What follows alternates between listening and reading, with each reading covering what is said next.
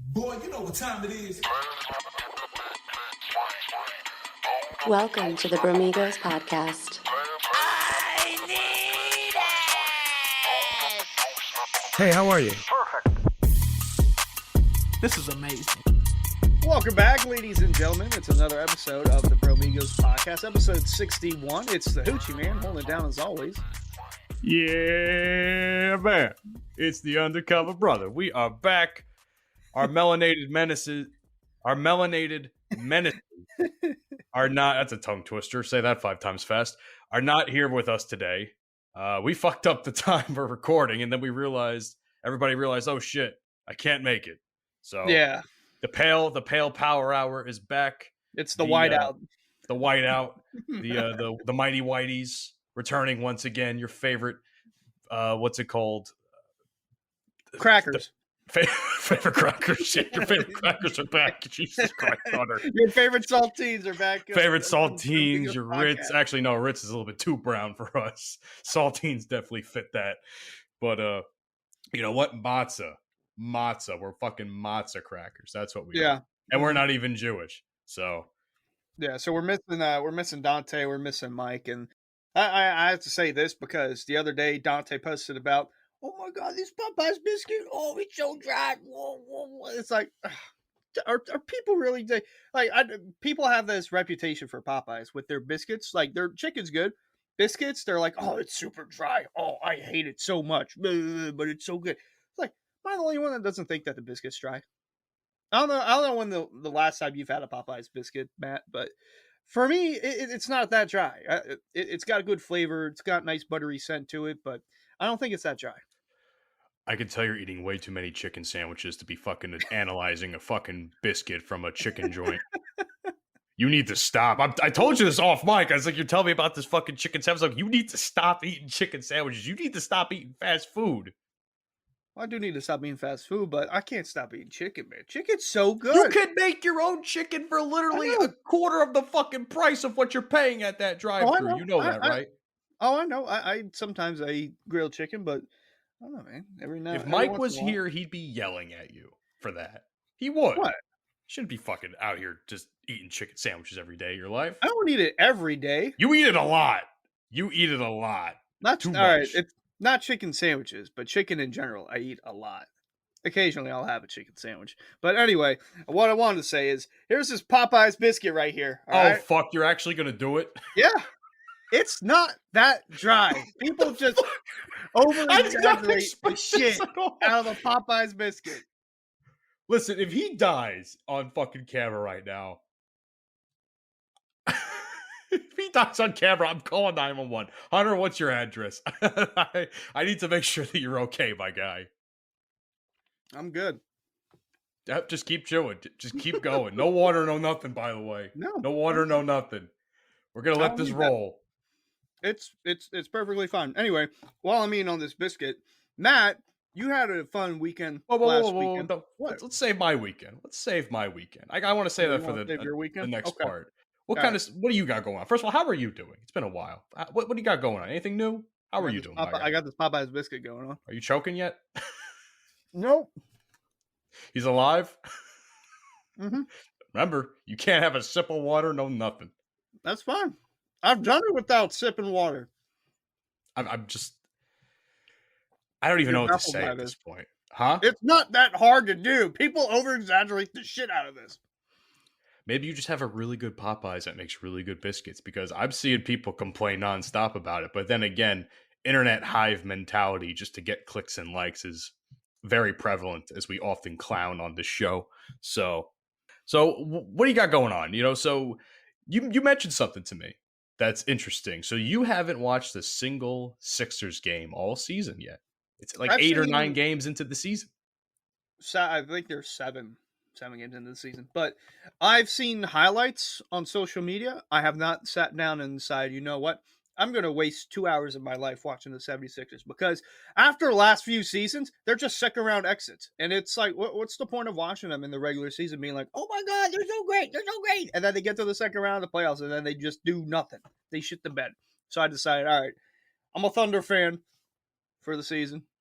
Love what Shai Gilgeous-Alexander's got going on. Josh Giddey, Chet Holmgren. Also, shout out Isaiah Joe, who was a former Sixer, and they let him go. They let him go. Thunder pick him up, and he's top 5 in NBA in 3-point percentage. So, wait a minute. So you completely just now I understand why you're talking about the Thunder now, because that's all you've been watching. First of all, how the fuck are you even watching Thunder games? Are they on? They're not even on national TV. Oh, you can find places that stream illegally, baby. You can find. Do not incriminate yourself on this show now. What? Everyone does it. I know everybody does it. I'm fucking with you, but yeah. Anyway, like, that's just how I trying to watch. just make sure you don't incriminate yourself is all. Who cares? But yeah, that's how I watch him. Or you know what, my friend, what he'll do, he'll have Discord up and he has YouTube TV, and he'll just do like a quad box of different games. So that's how I watch him too. That's actually hella smart. I'm not gonna lie. It's very smart. It's very good. That's hella smart. Very great for Saturdays in college football. Oh yeah, because there's like 5 different games on at once right now. Speaking of, and the NFL too. Something I wanted to mention with college in a second here, but bro, first of all, are you good? You're still good? I'm still eating. I'm good. Okay, he's alive, everybody. By the way, you have to watch the video to understand this. Like my reaction, I'm like, I'm shocked you're still alive right now. I'm like, fuck me. Guess I'm not calling the ambulance today. It's not that difficult, man. So, but here's the thing though. Why? You made a specific bet online to yourself. Why haven't you watched the Sixers so far this season? Which is ridiculous, by the way. I think I've already said it, where they disappoint in the playoffs. It's not even that. It was no, you're wrong. I remember. Oh, what was it? What was it? It was because Bryce Harper walked into Game 7 with a Sixers jersey. Yeah. And you said the new City of Brotherly Love jersey, which I now knowing the message, I can kind of understand it, but at the same time, it's like, why would you do that? That's still an ugly jersey. I don't care the message behind it. And then, yeah, he went in with Game 7 in that jersey, Pat Beverly jersey, and then they shit the bed. So Philly shit the bed, and it's like, all right, I can't do it. And you tweeted, if they lose this game, I'm not watching a single Sixers game all season. Yep. And so far, so good. I told you, I'm going to hold you to that now. You can't just be saying shit like that and be like, oh, I can backtrack this. Nope. You've been talking shit about the Sixers all off season. You can't sit here and backtrack now. Nope. Not while I'm here, because I won't make you forget. That's fine. I don't forget. I have good memory. An elephant is what you are, my friend. Yeah. Well, you just saw that. I just ate a Popeye's biscuit on camera. He's alive. Still no drink, by the way. Still no drink. I don't need no that. drink. Well, no. Is your? Never mind. What? Whoa! Hold on. I was going to ask a sus question. We're not going to do it. We're not going to do it. I stopped myself this time. But yeah. So the Sixers, they're 6-1. They're atop the East. Still too early in the season, but it's like, how? Like, how are they doing it? Wait, what's the record? They're 6-1. Really? They've won 6 straight. Who's the one team that they've lost to? They lost to the Bucks on opening night, but that doesn't surprise me. I think that was a close game too, where people were like, "Oh my god, well the Sixers actually look good, but the refs suck." I think. Everybody's going to complain about the refs. Even I complained about the refs with the Knicks games. The fucking, what was it? One of the games this season so far, there was a couple of, I don't want to say egregious calls, but they were sus, to say the least. Or is it? Yeah, they lost to the Bucks 117 to 118. Ooh, so you actually lost in a close game. Okay. Yeah. And even then, you actually had a shot to win, so. Apparently. Or also, Kelly Oubre, who I didn't even know he was a free agent. So I thought that was a good pickup for the Sixers themselves. He dropped like 30 points on the opening night. So I was like, all right, cool. Yeah, they got a good starting lineup. They got Embiid, you got Tyrese Maxey doing his thing, Tobias Harris, DeAnthony Melton, who's good on defense, and then Kelly Oubre, who's a good 3-point shooter. Like I said, all the Sixers needed were 3-point shooters, and they're good. Like Tyrese Maxey can't do it all. James Harden is a bum-ass bitch, which I can finally say that now. Fuck him. Speaking of Harden, I got something to say when you're finished. Mm-hmm. But yeah, they got good. Not to mention they got Nicholas Batum, which I know he's like, like why we put Batum in the fourth, or whatever that rap is, Batum in the fourth quarter, or something. where he does bad. But he can shoot threes. He's good too. I haven't seen anything about Pat Beverly, but I know he's good on defense. Who else? Not Furkan Korkmaz. Hold on, I'm looking at his salary. They're paying him $5 million to sit on the bench and do nothing. What? They're paying the man. Oh God! Can I get paid to do that? I wish I knew how to play basketball really poorly, because I would get paid $5 million a year for nothing. I don't know if they've used Marcus Morris in the lineup yet, but I'm interested in seeing how that goes, considering he's from Philly, so might be a little more to that. Also, shout out B-ball Paul Reed. He deserves every penny. He's good. And Jaden Springer. I please just don't mess up Jaden Springer. Don't ruin it. Don't let him walk like you let Isaiah Joe walk, because Jaden Springer, he's a great basketball player. But yeah, I think the new coaching, they've got something. They got some good chemistry going in the line, because like I said before the show started, Embiid's averaging 31. Well, we can just round it up. 32 points, 11 rebounds, 6 assists a game. 6 assists. That's the part that, like, what? Because Embiid doesn't normally have a lot of assists. He's got, since the season started, he's got 6, 8, 7, 7, 3, 6, 4. It's gone down a little bit, but it's like he's not really that much of a passer. It doesn't assist too much, but whatever Nick Nurse got going on in Philly, it's doing good so far. Just that you're not allowed to watch them. I will make sure of it. That's fine by me. I prefer to not watch them anyway. You prefer to not watch them the whole season, just to have them disappoint you in the end. I'm just saving myself from the embarrassment. That's all. You are. What I will say is the Knicks, despite having a not as good record, have been very impressive the last couple of games at the point of this recording, no less. Because we not only embarrassed the Four Horsemen. Ooh. Who would that be? You're talking James about Harden, Kawhi, yeah. Paul George. Why am I fucking blanking out on that last one? Westbrook. I always forget. I keep forgetting Westbrook is on the Clippers. Westbrook. But either way, Westbrook, yes. I always forget he's on there.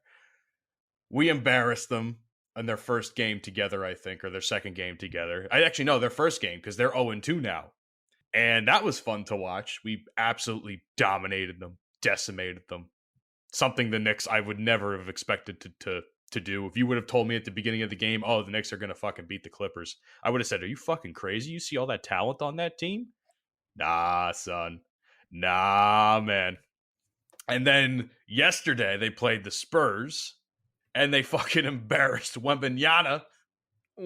Yeah, well, congratulations. You beat a team that's still in a rebuilding phase. No, you're right. I mean, I can't shit on that, but I'm just going to shit on it because Wemby. You know, it's just like, everybody's hyping up Wemby. Yeah, which I will say. I did expect them to perform better, though. I did. You know what? I will say I did too. Apparently, Wemby had an absolutely horrific first half or first quarter, or one of the quarters. He had a horrific quarter on. I looked. I was at work. I looked into the game as the third quarter was ending. I saw that he only had 2 points. I'm like, 2 points? He was 0-7. I'm like, wow. Yeah, it was really bad. Not performing good. It was bad. Here's the thing, though. Let me ask you an opinion? Yeah. With this everything going on with Wembanyama, do we feel like we're giving him way too much pressure? Well, not us particularly, but the media per se is putting too much pressure on him. Because let's be honest, like, they're making all these comparisons that he's going to be the next big thing, all these expectations that they've placed on this 19-year-old kid from the other side of the motherfucking world. Where's Wembanyama from? I think he's from France. Is he? Yeah, French professional basketball. He's from La Chesnay, Rollincourt, France. I don't even know if I pronounced that right, but you probably didn't, but I appreciate the effort nonetheless. From France. We're putting even the commentators are talking about, like, they're putting way too much pressure on this kid. They gotta let him grow, man. They gotta let him be his own thing. It's hard because he's like I know we said this about Zion and LeBron, but it's like a once in a lifetime generational type of player. He's 7'4", 7'5", and he's a stick figure, but he's got ball handles. He can move well, can rebound well, can shoot threes. It's literally like a human. He's just not as big Giannis. If anything, compare him to Giannis. He's just a smaller version of Giannis Antetokounmpo. Like, give me a break, bro. Like, he doesn't run and dunk yet. No, but he'll. I'm sure he will down the line. But they gotta let. Like, I feel like when LeBron has come into the league, well, ever since LeBron has come into the league itself has been looking for the next LeBron, so to speak. Yeah, because I mean, LeBron, he's not going to be in the NBA much longer. No, I As much get. as I hate to say it, but yeah, they need that.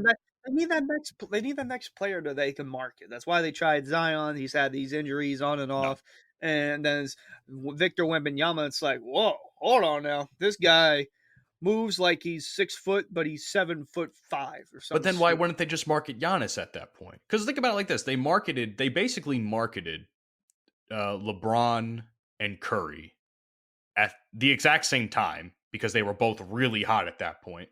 Now they've kind of fallen off a little bit. Not saying that they're not good players, but as far as like hearing about them in the media, it's not as prevalent as it used to. Then Giannis comes in, and it's all about Giannis, right? Then Jokic starts going on a fucking tear, and everybody kind of forgot about Giannis, and everybody's going on Jokic. Now that Wemby's in the league, it's like, oh, he's going to be the next this, he's going to be the next that. It's just I hate when I hear comparisons like that. They do. I'll make a reference to wrestling since that's what I know the best. I hate when I see shit like, oh, this guy is the next so-and-so. He's the next Stone Cold, the next Rock, the next John Cena, for fucking Christ's sake. I'm like, no, just let the guy be himself and learn. You know, I remember that there was a kid who was around our age or our age group, and he was supposed to be touted as like the next Brock Lesnar. Everybody knows Brock Lesnar. He's a multi-sport athlete. Who? How could you not know that name? And this guy, his name was Parker Boudreaux or whatever the fuck. He had the look of basically Brock Lesnar if he was Brock Lesnar's kid. That's how freaky similar that they were as far as looks go. But everybody started touting him as the next Brock Lesnar. You know what happened? He went from one company in WWE in their developmental. They let him go for whatever fucking reason. He went to another company in AEW, which is like WWE's competitor, lesser competitor. And then I think they let him go too. And nobody's heard from him since.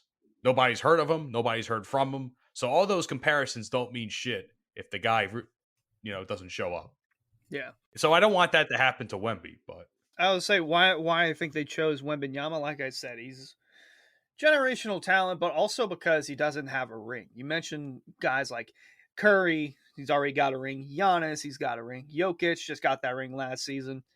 They want to market guys who haven't won a championship yet, so they can be like, oh my God, this guy won his first ever championship. Oh, he's so great. We were behind him from the start.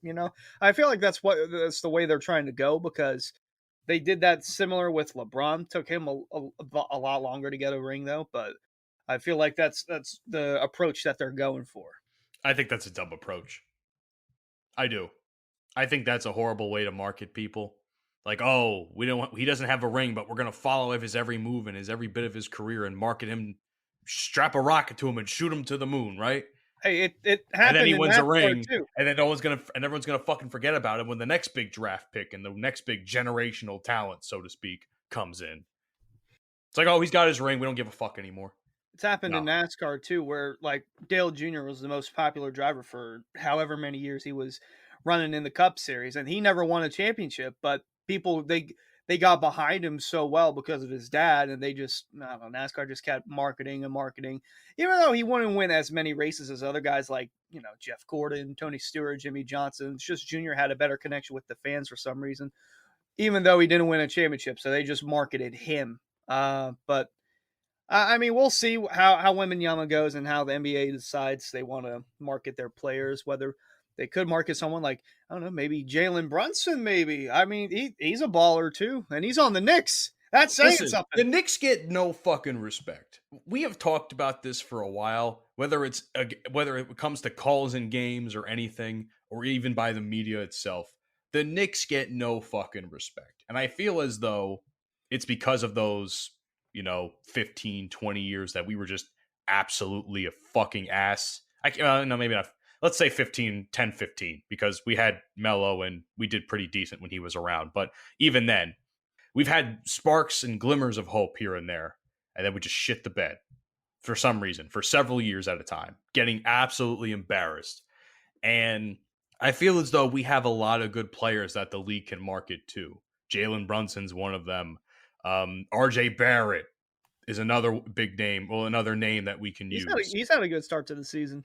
He's had a very good start to the I season. think he's the leading scorer on the Knicks.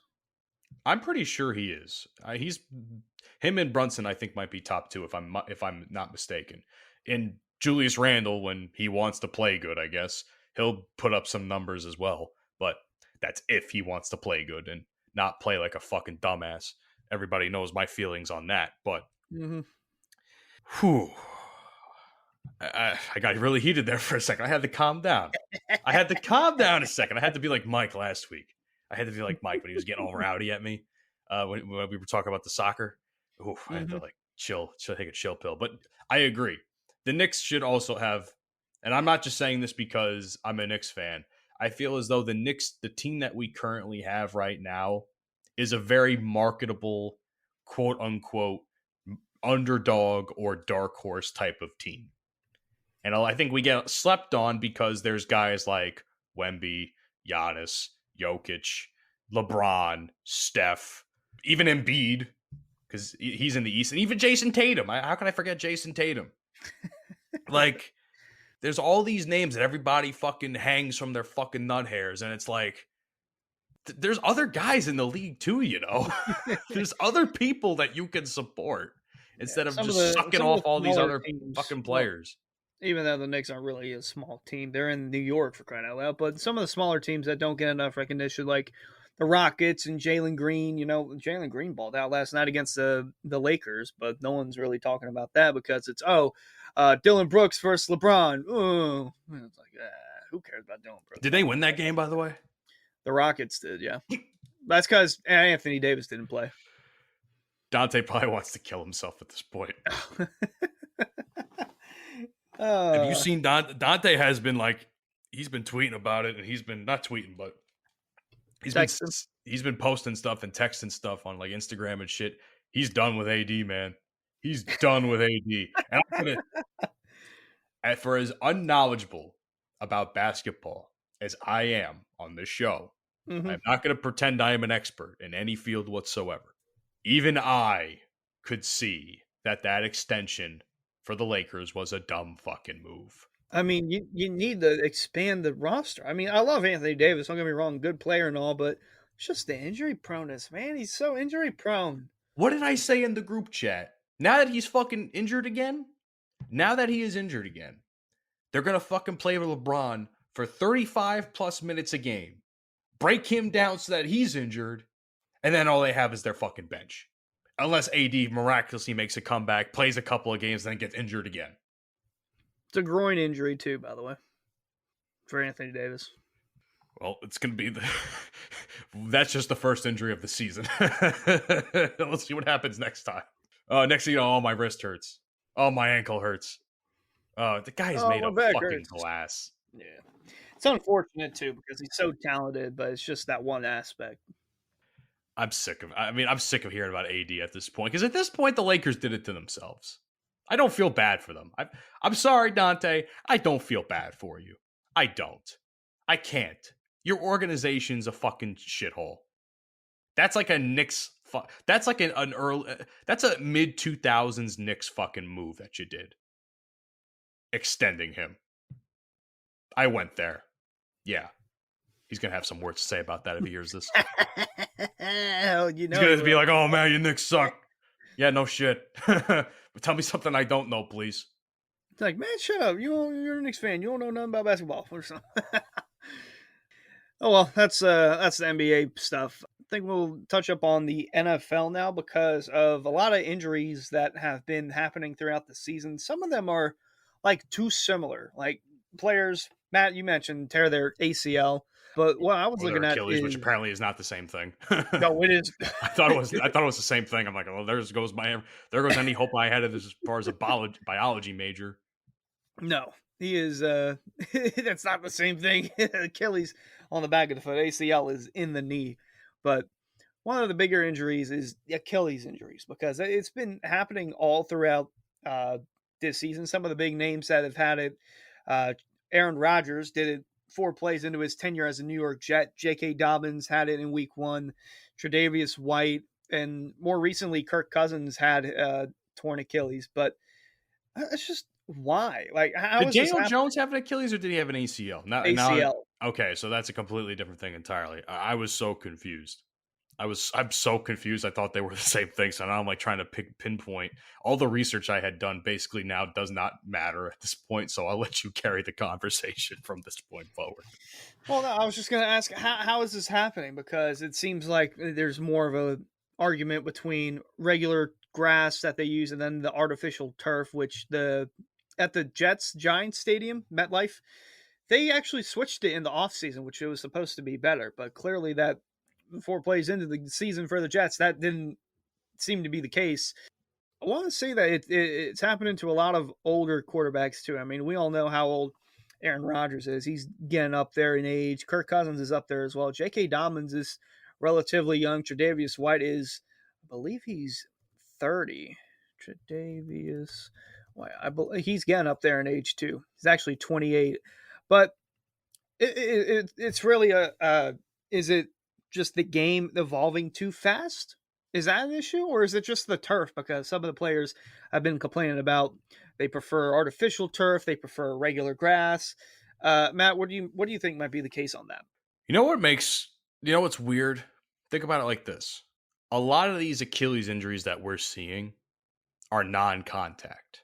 So it's not like they got hit and rolled and tore something, whether it be the ACL or the Achilles, which apparently they're two different things. That's the weird part of it all. Because look at Aaron Rodgers' injury. That was the first one of the season, right? Or among the first of the season. Correct. Yep. He was not touched at all. And you see the thing just snap in slow motion, and it's disgusting to look at if you think about it. Same thing with Kirk Cousins. Kirk Cousins was another one I saw that he had a torn Achilles. And same thing. Non-contact. Snapped. It's weird. It's bizarre the amount of injuries that have gone down as far as both ACL and Achilles injuries go. Because it seems like every week it's, oh, this one tore their Achilles, out for the season. This one's ACL is gone, out for the season. Look at Daniel Jones. Paid him fucking, what, $45 million a fucking year or whatever? And the fucking guy is out now? Worst fucking decision they ever made. If you ask me, they should have paid Saquon. That's neither here nor there. Yeah. It's it's astounding how many stars. That's the other thing. How many stars are the ones getting hurt? The reasons people watch the NFL per se. Not that anybody watches the NFL for someone like Daniel Jones, but even then, like Aaron Rodgers, everybody had their eyes on him what he was going to do in New York as far as the Jets go. Kirk Cousins, can he finally take his team over the hump? They're gone. They're gone. Well, and J.K. Dobbins was another Achilles injury, you said, right? yeah, not to mention it was I don't know if it was the same Achilles that was torn a year or two prior, or if it was the other one. But that's the second time he's had an Achilles injury. I forgot J.K. He's on the Ravens, right? Yeah, and the sad thing about that, running back.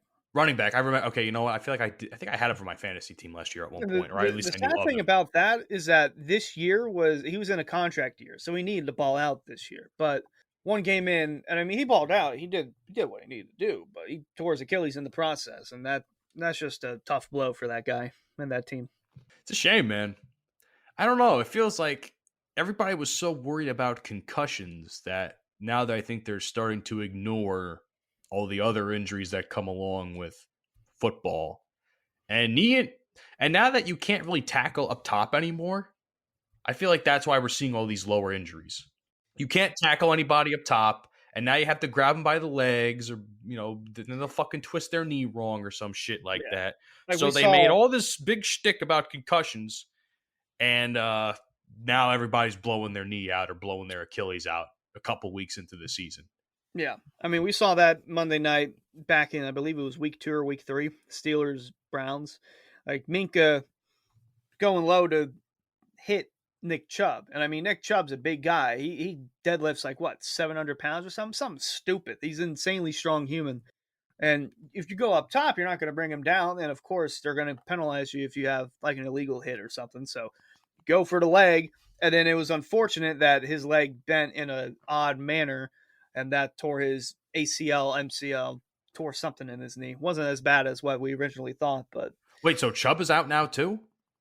oh, that happened in week 3. He's been out. Jesus Christ! I haven't watched a single like full game of football like all season, His so you his can't. I leg bent have into not the followed shape of what's the going on. his leg bent into the shape of the letter L. Oh fuck! I forgot about that. I Yeah. forgot about that. No, I don't want to see that again. Oh no. Oh shit. No, we don't want to do that. We don't want to do that. Yeah, either way. And it happened again more recently to the Steelers linebacker Cole Holcomb.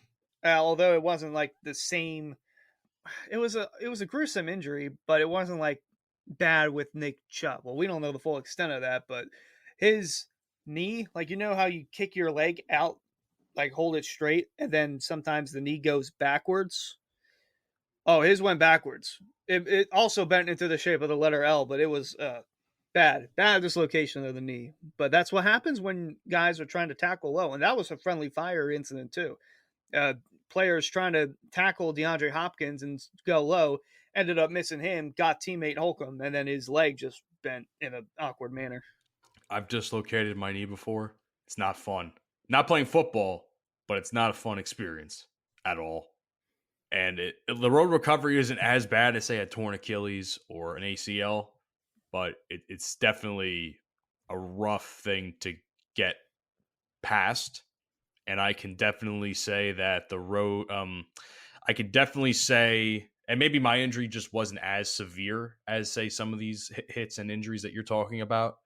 Maybe I'm just blessed that way and I got lucky, but all I know is it could have been a lot worse with my instance. So I'm just glad I can still I still have a knee per se. Granted, it's right. Don't know if it's 100% or not half the time, but anyhow, you want to get to the fun stuff? I'll say, speaking of fun, Matt had a very, very fun weekend. Oh This boy, past weekend over this at is what y'all tuned into the podcast for. But you don't want to hear about all this fucking shit about sports.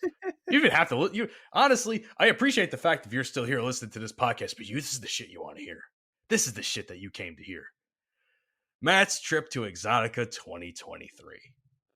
So before I get into the day to day, I want to thank my friends Jay, Big C, and Malcolm over at the Porn Stash podcast for being able to send me out. And they couldn't make it. They live out in Oklahoma. So there's like, Matt, you live in Jersey. I was only a half hour away from really where this was taking place. So I'm like, yeah, guys, I'll cover the show for you. They sent me a recorder, and boy, oh boy, the fucking shit I was doing all weekend is phenomenal. Now, granted, I didn't do anything like go to parties or anything like that, because you can go to like the after parties if you're VIP and such. But I was media VIP, so I didn't know if I could make those anyway. But either way, I didn't do any parties, but what I did do was walk the expo and interview a bunch of stars. First person I walked up to and interviewed. Who do you think? Was it Angela White? It was Angela White. I didn't sit. I was lucky. I was smart. I'll tell you why. Because I knew last year that the line for Brazzers, which is who she's in contract with, was going to be long. Because I was in line last year and something came up and I said, fuck. I got to go take care of this. It was right before the expo ended. I was like third or fourth in line at that point. So I didn't even get a chance to meet Angela White at the very end of the expo. This year I was making it a mission to meet her. And if I got even if I didn't get an interview, I would have been okay with that. But not only did I get a photo, which you saw, everybody on the internet saw, she retweeted it from the Porn Stash account, and my fucking notifications have been blowing up ever since. I got like a 3.5-4 minute interview with her. That's going to air. That's the first star I interviewed. From there, I did like 3 other interviews with people at that Brazzers booth. I did this, and some of you might know these names, some of you might not. I did Kendra Sutherland. Ring a bell? The library girl? The library girl. Yeah. She was she was actually a lot of fun to talk to. Kaylee Gunner, who's actually a former Army service member. I think she was a sergeant before she retired. Yeah, Mike's probably gonna be like, I'm wrong, but no. And then I spoke to Joanna Angel, who was like a legend in the industry, so that was fucking dope. From there, after those first 3 interviews, it's just a blur from that point. For day 1, I must have interviewed at least a dozen, maybe 14, 15 people. Not even lying to you when I say that. Oh, I believe it. Is like what convention is that? Is it like a big expo? It's Exxxotica. So Exxxotica is a adult film convention, deals with other stuff as far as like sexuality goes. They have like seminars. This is for anybody that hasn't been there, which you should if you can go to one in your area. They do like seminars. They have porn star booths. They have like, you can buy sex toys if that's something you're into doing. All of it's very friendly in a sense. It's very industry friendly, and I enjoyed being a part of it. I didn't buy anything because I didn't feel the need to. I was also spending all my money on fucking photos, so that doesn't help me either. That's where all my budget went to.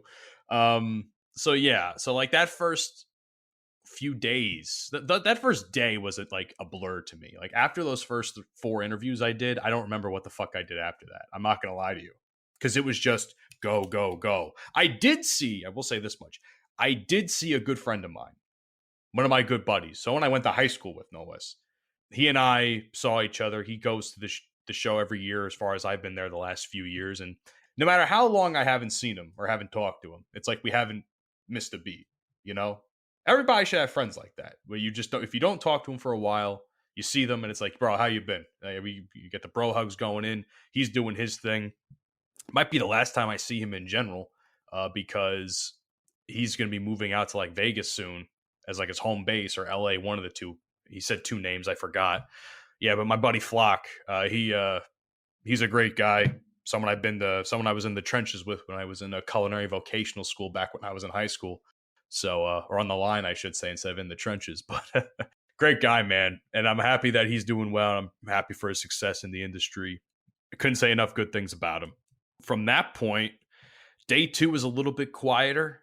I kind of took it a little bit easier that day. I still did a shit ton of interviews because Jay and Big C are texting me all weekend. Like, hey, could you get an interview with this person? Hey, could you interview with that person? Could you do this? Could you do that?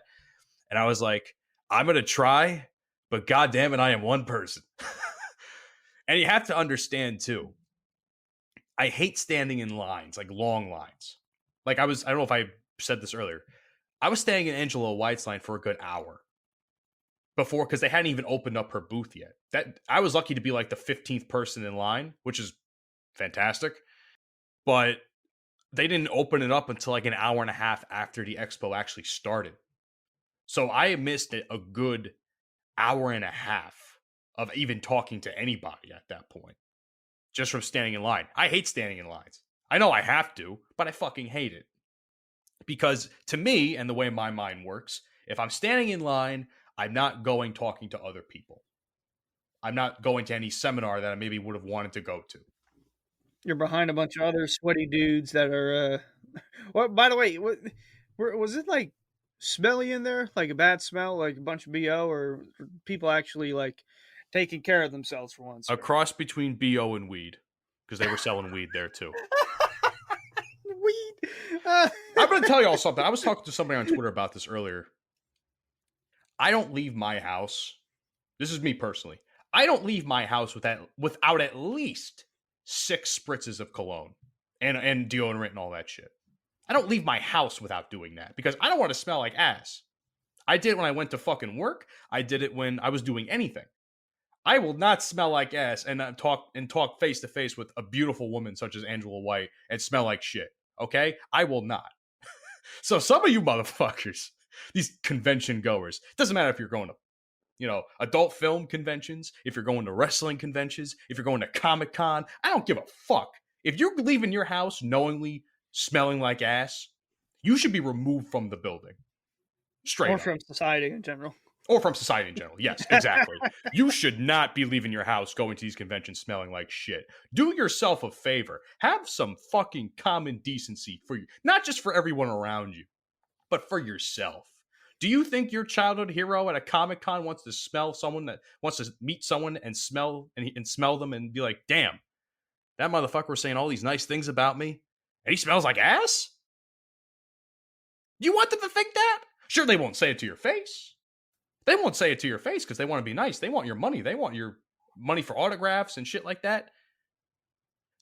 Have some common decency, man. God damn.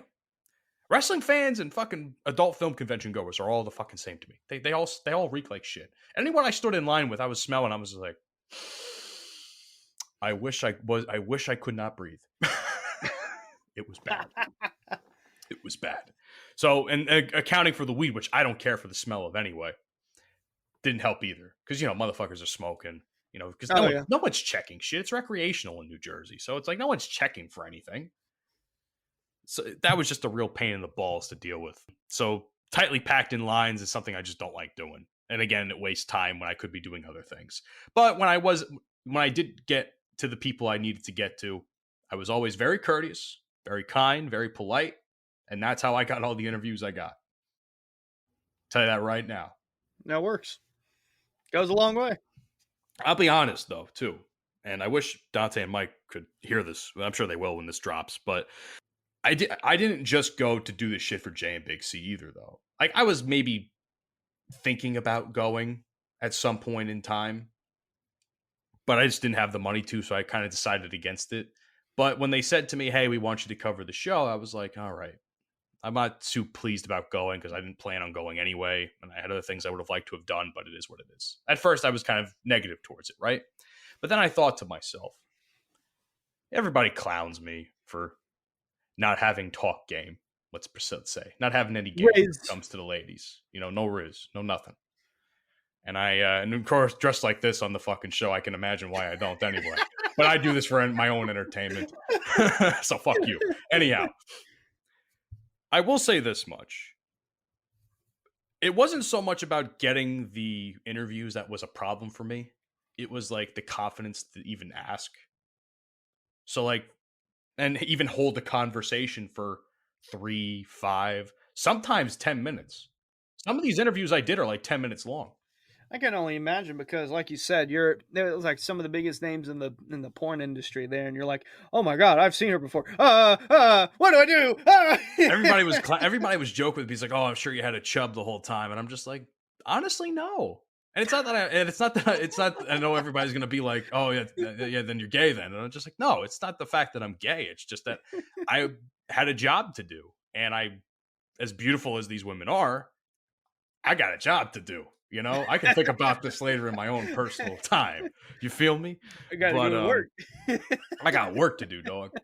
So I was in work mode the whole time. I rarely had any leisure the entire weekend. I can't even say with a straight face or confidently that I actually had a good time because it was just work. I had a good time, but it was more work related good time than it was like a casual walking around good time. Not even what's her name? We had her on the show Lily. Quite a few episodes. I spoke to her too. Yeah. Lily and one of my other friends that was in the Cam Girl booths, I spoke to, and great people as always. I can't say enough good things about them. It was cool. It was cool. It was cool to see them in person, and they were a lot of times they were half naked. Like I saw Lily, and all she had on was underwear and pasties and like boots and stockings or whatever. And I'm just like, she's hugging me, like bare tits hugging me more or less. I'm just like. He's like, stay professional, stay professional. Stay professional. Do you know how hard it is? Let me tell you something. I'm going to be honest with you. I have never tried so hard to be eye contact with someone the entire for a conversation.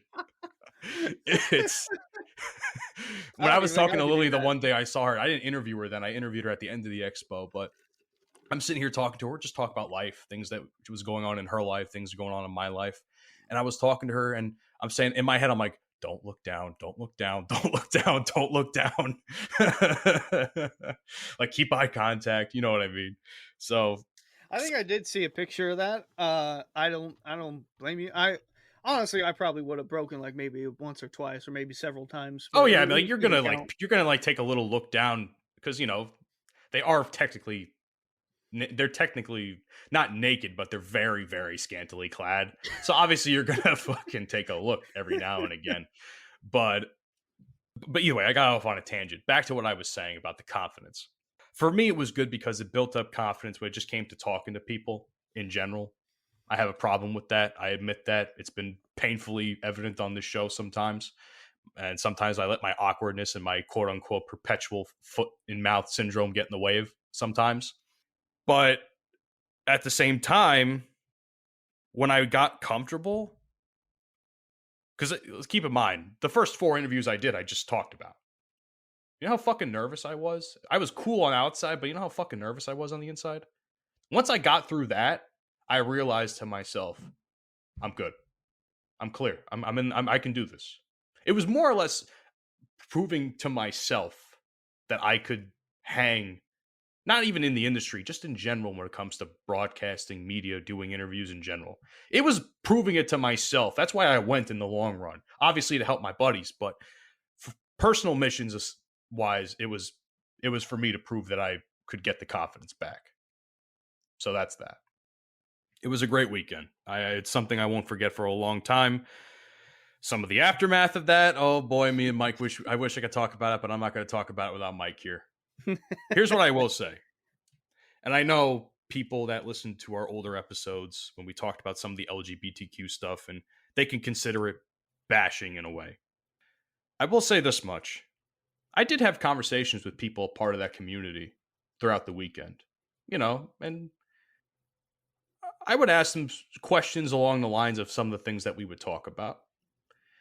And whether or not they take those questions respectfully, I really didn't let on to that. I couldn't catch on to that or not. But they answered like some of the questions I would have, and it was a respectful conversation in the long run. At least I tried to have a respectful conversation to the best of my ability. We are not perfect. None of us are. And when someone says, hey, I disagree with what you said, and they don't give us reasons for it, I can't, and they don't, and they choose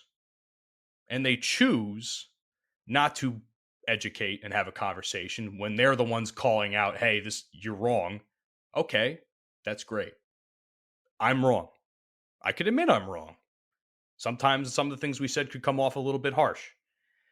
Why am I wrong, though? I'd like to know. Let's have a conversation about it.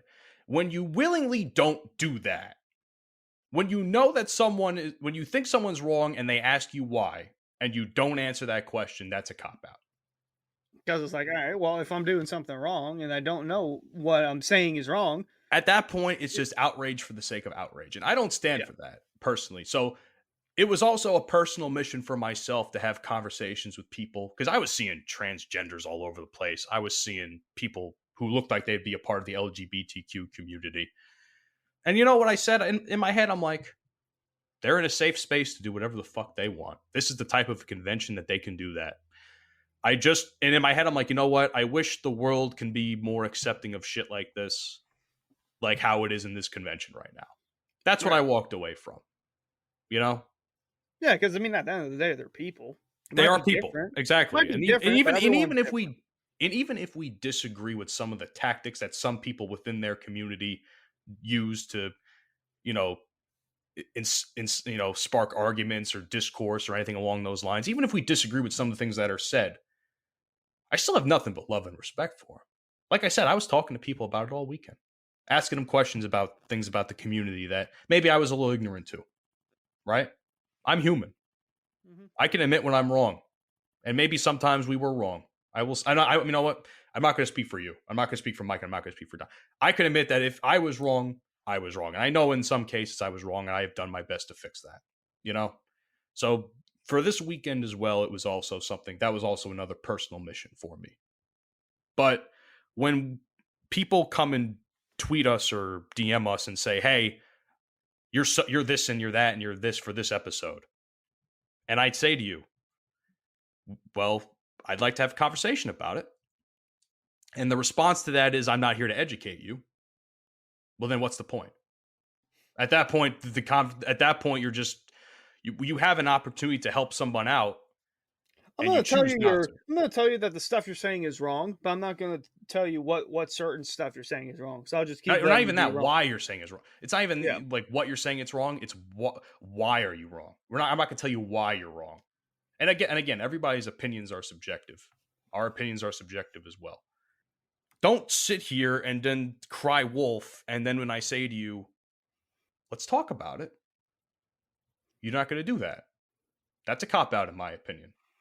You can't complain and cry wolf, and then I give you, and then myself or someone within in the show like you or Mike or Dante, they say, hey, let's have a conversation about it. Why am I wrong? We don't have to do it publicly either. We don't even have to do it on the show. You can just tell me here in this DM chat why you think I'm wrong. And the response is, my job isn't to educate you. All right. Well, what is your job then? Huh?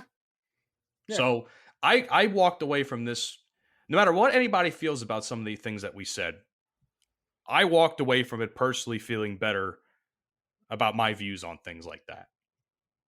And I realized where I could have gone wrong in some cases. That's me.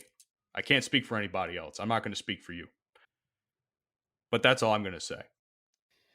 At the end of the day, if you get your face fucked a little too many times, you do tend to, as Antonio Brown calls it, catch the energy. See, I'm not even going to say that. It's not even that. I think to me that comes off as ignorant. I'm not going to lie to you, because someone that speaks to these people on an almost daily basis and have made friends throughout this entire fucking expo. I made new friends with porn stars. That's entire expo. I'm not going to have you say that, at least because that's just not right. It's not about getting face fucked into oblivion and then realize and then being an asshole. You know, it's not about that. It's just, how they were brought up, I guess, or how they view things, and maybe how they just don't agree with how we view things. Yeah, that's true. Everybody's got their own. Everyone's got their own opinion. At this point, I'm just sick of fucking talking about it. This is the last I ever want to talk about it. Honestly, at least for me. I don't know about anybody else. I won't speak for anybody else. I'm sick of it. I'm just as sick of it as you are. I'm tired of it. I lose sleep at night because of it. Because I'm sick of fucking people I'm sick of people coming at me specifically. I don't even think anybody's coming after you guys. They're coming after me specifically. Yeah, that's fucking with me, dude. Yeah, that I don't agree with. You shouldn't be the poster boy for everyone to bring all your comments, questions, and concerns to. There's 3 other people on the show, okay? And Matt's not even the one saying it. Then why are you coming after him? That's the other thing. It's not even shit that I said. Not that I blame Mike and Dante either. It's not even shit I said.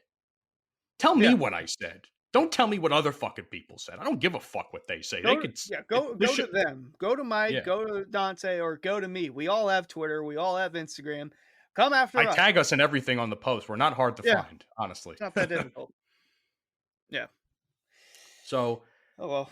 I can walk away from this expo feeling a lot of different emotions and a lot of different feelings.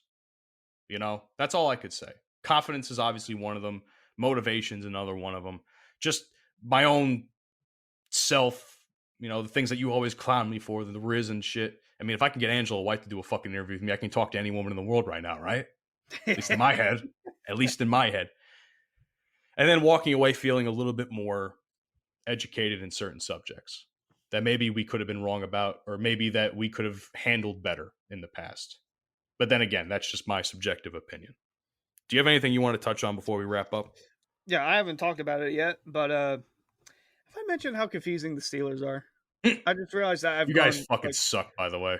We suck. Giants suck. I know we suck. I admit that. You guys are fucking terrible. I don't know how they managed to do it, but they somehow had their best game under Matt Canada this past Thursday.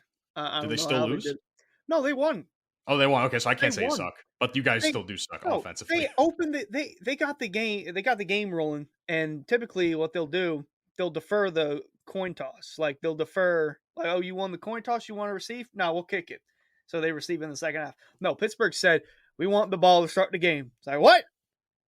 Okay, and like I said, Matt Canada made the decision to go from high above the field, in a booth, to on the sideline. And on their opening drive, they went down the field and scored a touchdown for literally the first time since 2020. It's been that long. Or 2019. Either way, it's been way too damn long. And they actually had a good game. But again, this doesn't help me because they're still such a confusing team. They're 5-3. I don't know how they're 5-3. They have a wild card spot this team just confused. Again, the defense is great. Offense is inconsistent, but last week, like I said, they had their best game. But that's all I got to say. Hopefully they can keep it up, or they might just bullshit their way to another 500 record and miss the playoffs. But I don't know, man. I'm just at a loss for the Steelers. Well, I've given up all hope in the Giants. So, listen, like I said last week, Liverpool and the New York Rangers are the only thing that keep me going at this point in time, and for the time being, the Knicks, because they're actually doing pretty decent. But again, when this uploads on Monday, there's 4 days in between. Who knows what the fuck's going to happen in those 4 days? The offense runs through Tommy DeVito, huh? Runs through the mafia. Got a mom man running the offense. Oh, help me. There's a saying I like to use, Hunter. I live in Spain, but the S is silent. The S. Fuck you, New York Giants. Can Saquon Barkley play quarterback? Thank you guys for checking out this episode of the Bromigos podcast. We greatly appreciate the fact that you're here. Please follow us on a multitude of different podcasting platforms, including but not limited to Apple, Spotify, Google, Good Pods app, a bunch of different podcasting apps. Just look up the Bromigos podcast. As far as I know anyway, we're the only podcast with the name Bromigos still fucking going. 61 episodes strong, might I add. So, yeah. And by the way, I'll mention the YouTube in a second, but if you go to the YouTube, you can also follow us on all the different things that I have running on the bottom of the screen because I added a little call to action. Now you guys can watch the video and fucking follow the show on the little spots that I put on the bottom of the screen. But hell yeah. Anyway, Twitter, you can also follow us on Twitter for our degenerate tweets daily. Oh my God. Speaking of degeneracy, did you hear about fucking Adam 22? Yeah, I did see that. Really quick. I know I know I'm doing the closing, but God damn it. If you go to the tweet, I put up something that's a little fucked up, but it's funny. One of us or all of us apply to get on that show and work our ass off to win. And we get a threesome with Lena the Plug. I swear. Listen, we should do it. Everybody. You, me, Mike, Hunter, not Hunter, Dante, I mean. Everybody applies, and we'll see who fucking wins. I think we should do it. I think we should do it. Everybody should apply on the show to fuck Lena, man. What did I say a couple weeks ago or a couple months ago? Let us hit, baby. Bromigos gangbang, let's go. I mean, she had what, like a 1 foot sausage in her a few months back. I'm pretty sure it's open for anyone. Dude, there's a video with her with 5 black guys now. It's gonna drop soon. Oh my God. Oh my God, but when that happens, we're so talking about it. Anyhow. So for more degeneracy like that, follow us on Twitter at BromigospOd. Facebook and Instagram, The Bromigos Pod. TikTok, The Bromigos Podcast. Why don't you tell them about the YouTube, Hunter? If you don't subscribe to the YouTube, Deshaun Watson's going to come back and ask for a massage. Hold you against your will. I need a massage. I need not 1, but 2 fingies up the bum. Because that's what he likes. So yeah, don't get caught lacking. Be subbed. He's going to be like, are you subbed to the Bromigos podcast? Yeah. On YouTube? Yeah. And pulled up the YouTube. Oh, you're not? Oh, massage time then. You don't want to be caught lacking. Which, by the way, I had an interaction with a Browns fan on Twitter because we're talking about spoiled fan bases, which we'll touch up on that in the next episode. But he said that oh, they're talking about you as in like Steelers fans having a spoiled fan. Being a fan of Steelers football, if you've watched any of the games this season, they make no sense whatsoever. They lose games they're supposed to win, and they win games they're supposed to lose. They make no sense. The Browns, you paid a guy $230 million to be a worse quarterback than Kenny Pickett. That's all I got to say. Also, Deshaun Watson, although he's had 4 wins this season, his 1 loss came to the Steelers. Case closed. Your team is shit. Fuck Deshaun Watson. Fuck the Browns. Don't get caught lacking. Subscribe to the Bromigos podcast on YouTube. What is wrong with you? What's wrong with you? God damn Hey, it. they're still trying to figure it out. Doctors don't know. Hey, also, by the way, every Sunday, 11 o'clock or 10 o'clock, excuse me, Central Standard Time. I think I got to fix that on the bottom there. 10 o'clock Central Standard Time. Bromigos episodes get syndicated on Full Swap Radio Network. I actually had the pleasure of finally meeting the owner, Cole, over the weekend because he was also at Exxxotica.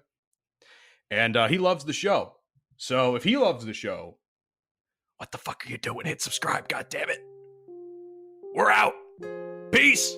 See you. You've been listening to the Bromigos podcast. Fuck you, and I'll see you tomorrow. I beat her! That's okay! She'll be back. Another